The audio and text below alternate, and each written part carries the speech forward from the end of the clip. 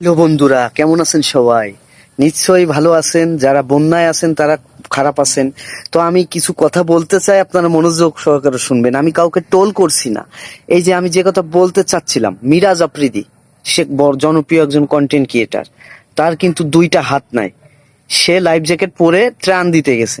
ভালো কথা, ত্রাণ দিতে গেছিস। আরে মিয়া, তোর যাওয়ার দরকার কি? তোর লোক দিয়ে তুই ত্রাণগুলো পাঠা, বা ত্রাণ যেখানে জমা নিচ্ছে সেখানে দিয়ে দে।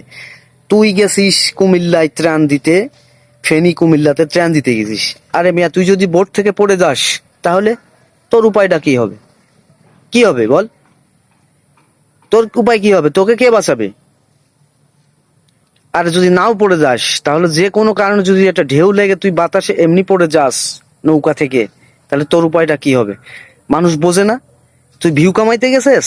এই মানুষের সাহায্য করতে গেছস নাকি ভিউ কামাইতে গেছস? এটা কি ঠিক করছস তুই? কখনোই ঠিক করস নাই ভাই।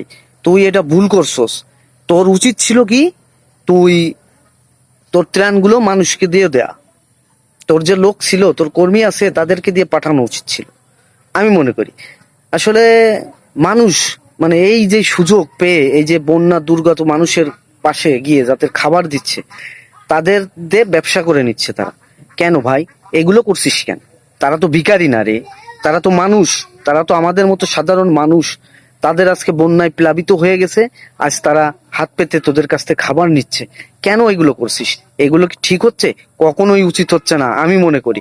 আসলে এই যে সবাই দেখছি যে ভিউ কামাচ্ছে, ভিউ কামানোর জন্য ওইখানে গেছে, ক্যামেরা শুট করছে, ক্যামেরা অন করে তাদের ত্রাণ দিচ্ছে। আরে ভাই, এটা করবি কেন? নিঃস্বার্থভাবে কাজ করবি। দেশের মানুষ, দেশের মানুষের পাশে দাঁড়াবি নিঃস্বার্থভাবে। আমি কাউকে নিয়ে টোল করছি না।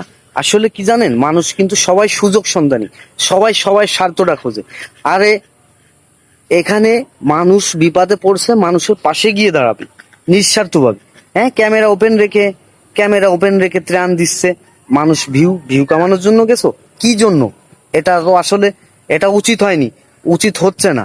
এই যে অনেকে দেখতেছি, অনেক তৈদ আফ্রিদি, তারপরে আহ তসরিফ খানকে নিয়ে টোল করছেন।